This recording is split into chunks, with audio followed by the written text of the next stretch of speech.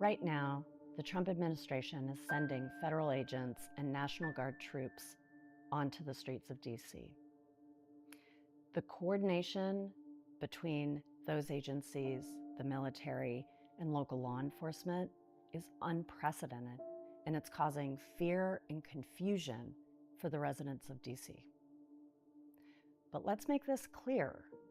No matter what authority the Trump administration claims to have, federal troops, federal law enforcement, and local law enforcement must abide by the Constitution, and you still have rights.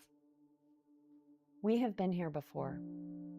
The government's use of fear and intimidation tactics have come up against the people's desire to ensure that their rights are enforced and respected. From the civil rights movement, the women's movement, the LGBT movement, and on down the line. It was people, you, me, us, knowing what our rights are and demanding that those rights be respected under the Constitution and under the law. That is why knowing your rights is so important and one of the most important things you can do in this moment. At this critical moment, knowledge is power. And that's why we're going to tell you about how to stay safe, know your rights, and what to do when encountering federal troops or law enforcement in DC. Please note, this information is provided as education on your rights. It is for civic, education, and advocacy purposes and should not be taken as, nor is it intended as, legal advice. Your safety matters when interacting with law enforcement. At times, this may mean obeying any orders, even if it feels you are being treated unfairly or illegally. Even though you have rights, law enforcement may not always behave ethically, legally, or fairly. For example, to stay safe, we recommend that you keep your hands where law enforcement can see them. Do not lie to law enforcement. You have the right to tell other people about their rights. Much like exercising your own rights does not violate the law, telling other people about their rights or how to invoke them also does not violate the law. Telling people about their rights can include identifying their rights, explaining them, offering practical advice on their demeanor when encountering law enforcement, and suggesting specific language on how to invoke their rights or understand whether or not they are under arrest.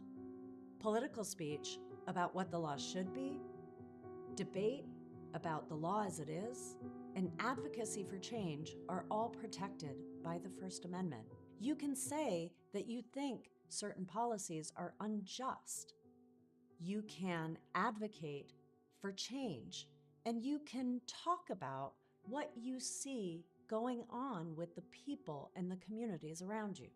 You have the right to share truthful, lawfully obtained information about law enforcement.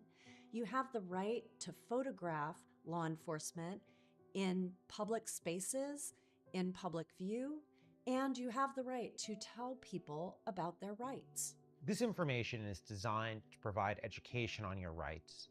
What happens if you're stopped by government personnel, whether local or federal law enforcement or National Guard troops? Always remain calm. Don't resist or obstruct law enforcement, and keep your hands visible. You can ask if you're free to leave the interaction at any point in the time that law enforcement is engaging you. Say, "Am I free to go?" If the answer is yes, you can walk away.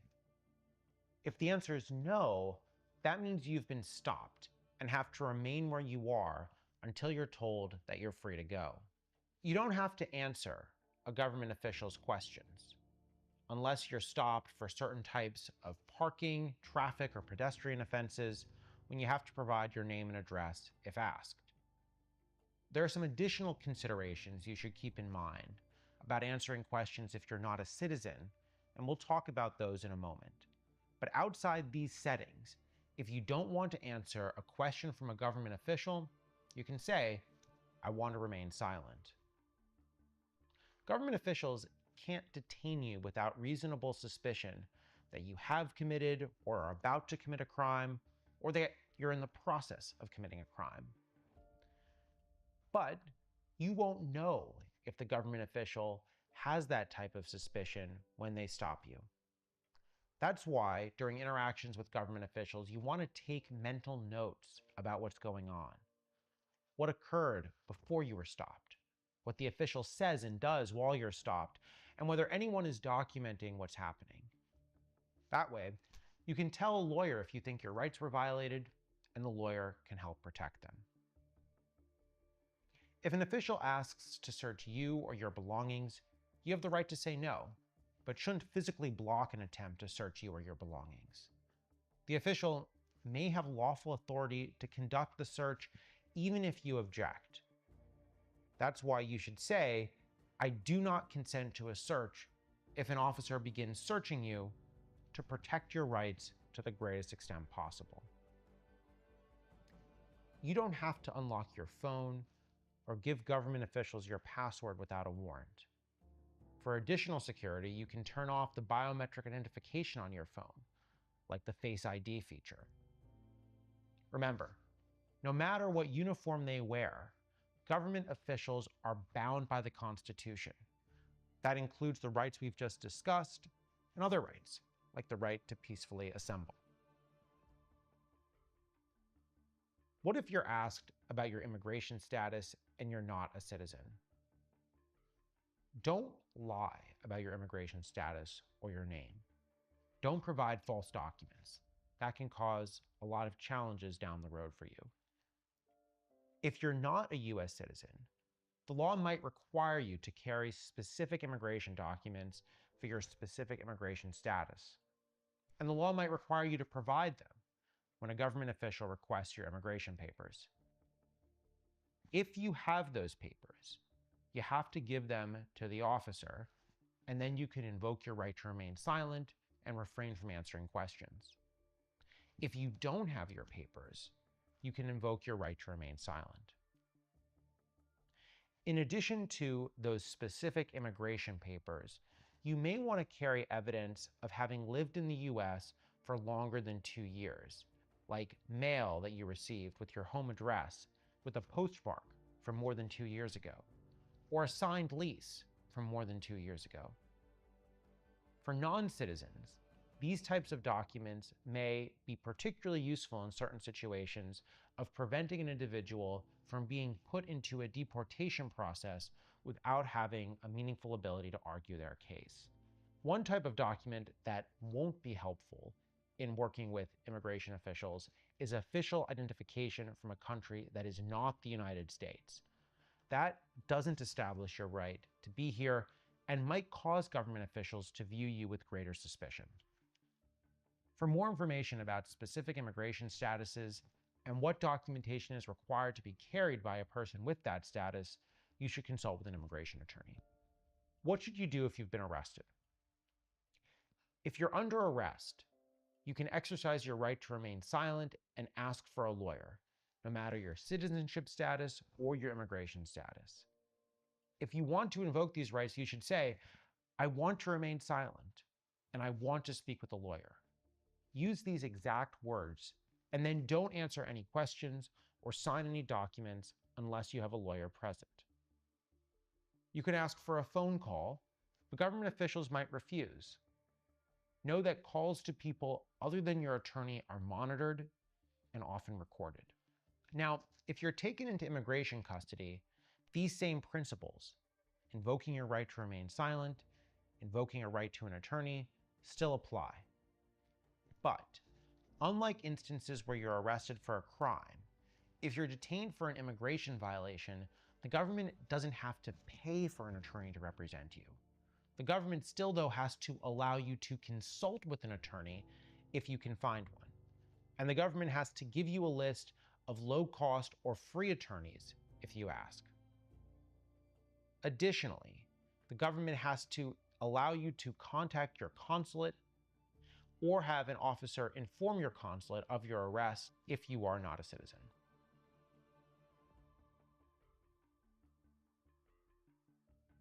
Some people have asked us, can federal law enforcement be masked? Right now, there's no law that prevents federal law enforcement from wearing masks, but we should not have to live in fear of masked, armed agents on our streets. That's why we support the Visible Act. This bill would require federal agents to display visible ID showing the agency they work for and a name or badge number, and it would ban ski masks and other non-medical face coverings. Without identification, the public has no way of knowing whether they're dealing with government officials or impersonators. Can law enforcement take my camera or phone? Police officers may legitimately order citizens to cease activities that are truly interfering with legitimate law enforcement operations. If asked to back up while filming, the safest course is to comply. But you can use your camera to show how far the officer made you go, in case you want to challenge the officer's conduct later. Police officers may not confiscate or demand to view your digital photographs or video without a warrant. The Supreme Court has ruled that police may not search your cell phone when they arrest you unless they get a warrant. Police may not delete your photographs or video under any circumstances. Officers have faced felony charges of evidence tampering as well as obstruction and theft for taking a photographer's memory card. What should I do if government officials come to my home, workplace, or other private spaces? Remember, you don't have to let them in unless they have a warrant signed by a judge or in limited situations when there are emergencies, like a fire. Even if officials have a warrant, you may remain silent. What if I'm stopped while driving? Stop the car in a safe place as quickly as possible. Turn off the car, turn on the internal light, open the window partway, and place your hands on the wheel. Upon request, show the official your driver's license, registration, and proof of insurance. Both drivers and passengers have the right to remain silent. If you're a passenger, you can also ask if you're free to leave. If the official says yes, you may calmly leave. If an official asks to search your car, you can refuse by saying, "I do not consent to a search." But if the official reasonably believes your car contains evidence of a crime or has a valid safety reason, the official can search your car without consent. What if I'm stopped at a checkpoint? There are limits on the kinds of checkpoints that the government can conduct. Generally speaking, government officials operating a checkpoint must have a stronger suspicion of criminal activity in order to search your car than they do in order to stop your car and ask you questions. If an official asks you questions at a checkpoint, you have a right to remain silent. If an official asks for your permission to search your car, you may clearly and calmly state to the official that you do not consent. If the official conducts the search anyway, having stated that you do not consent may protect your rights later. The ultimate solution to protecting DC residents' rights is DC statehood. DC residents deserve the same rights and voice in our government as every other person in every other state. Until then, we remain vulnerable to abuses of power, such as President Trump's deployment of National Guard troops and federal law enforcement onto the streets of DC to tackle an emergency that just does not exist. We will not be intimidated into silence by such heavy-handed tactics. Despite the Trump administration's attempts at fear and intimidation, everyone in DC has rights, no matter who you are or your immigration status. Knowing your rights protects you, our communities, and our democracy.